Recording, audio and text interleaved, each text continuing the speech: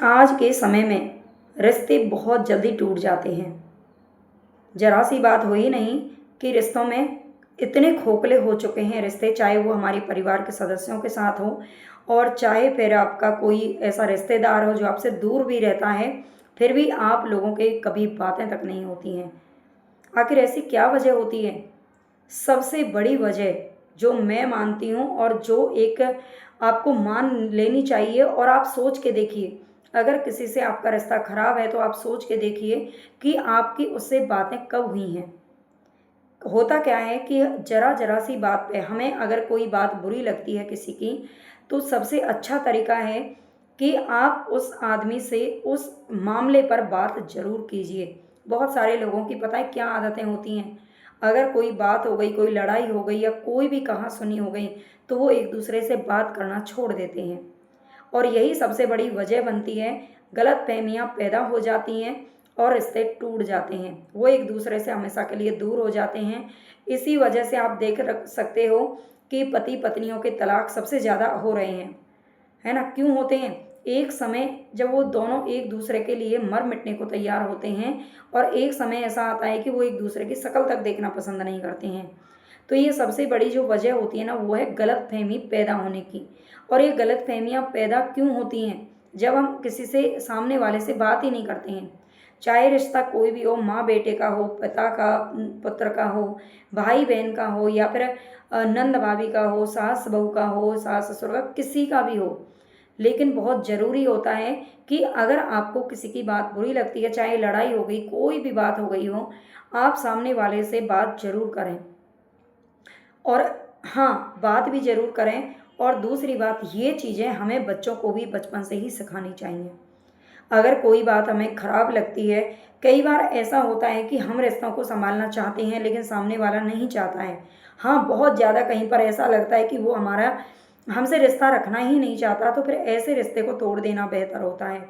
लेकिन अगर सामने वाले को भी आपकी उतनी ही ज़रूरत है जितनी कि आपको, तो बहुत ज़रूरी है कि जो भी मैटर आपके बीच में हुआ है, आप उसको बातचीत के द्वारा ज़रूर सुलझा लें।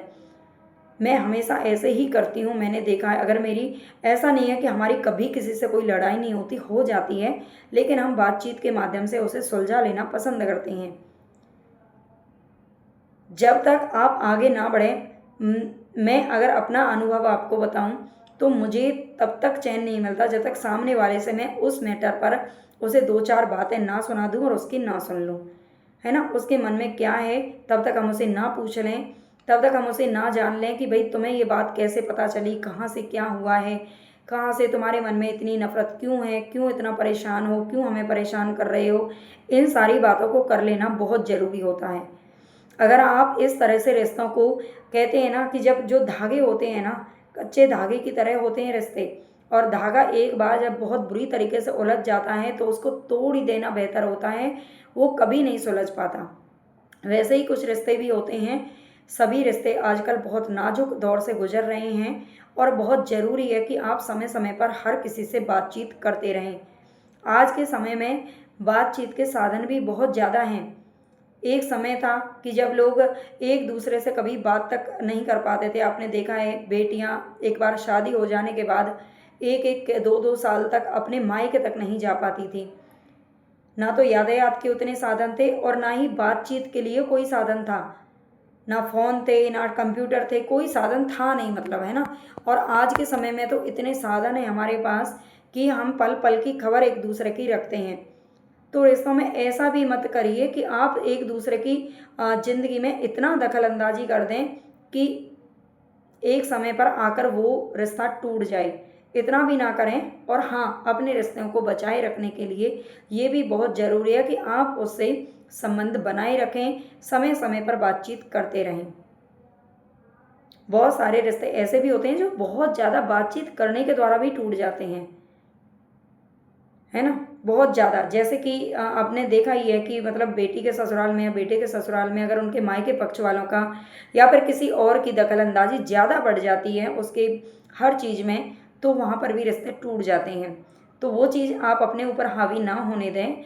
आप हर किसी रिश्ते को इतना सँभाल कर रखिए, मतलब उसे सहेज कर रखिए क्योंकि रिश्ते ना बनने में इतना टाइम, मतलब टूटने में 1 सेकंड लगता है और बनने में बहुत समय लगता है। रिश्ते निभाने में बहुत सोच समझ कर चलना पड़ता है।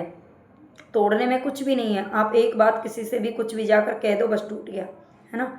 रिश्ते बहुत ही नाजुक होते हैं, इसीलिए उनको संभालना बहुत ज़रूरी है। और मैं ये सोचती हूँ कि हमारा ज़िंदगी का जो सुकून है ना, जो सफलता है, वो उसी में होती है कि हम किस तरह से अपने रिश्तों को देखते हैं, किस तरह से हम अपने परिवार वालों के साथ जीते हैं। ये बहुत ही इम्पोर्टेंट होता है कि आप अपने सारे सदस्यों को, अपने आस-पास के सारे लोगों को साथ लेकर के चलें, क्योंकि आपकी खुशी में खुश होने वाले भी वही हैं और दुःख में दुःख ही होने वाले भी वही लोग हैं, है ना। लेकिन आजकल ये ट्रेंड चल रहा है कि लोग अपने आप से ही मोहब्बत करते हैं बस, बाकी सबसे उनको कोई लेना देना नहीं है। लेकिन मुझे ऐसा लगता है कि ऐसे लोगों को सुकून तो शायद नहीं मिलता होगा, है ना, कभी नहीं मिल पाता होगा, जहाँ तक मैं समझती हूँ। बाकी आपकी क्या राय है ये मुझे कमेंट में ज़रूर बताना। आप अपने रिश्तों के लिए कितना झुक सकते हैं और कितना झुकते हैं ये भी बताइए। क्या आप, अगर कोई ऐसी बात होती है तो बातचीत करना पसंद करते हैं, या फिर सोचते हैं कि सामने वाला ही बात करेगा और एक दूसरे के अहंकार में ही रिश्ता खराब कर लेते हैं। आपकी क्या सोच है, आप क्या सोचते हैं, ज़रूर मुझे कमेंट में बताइए।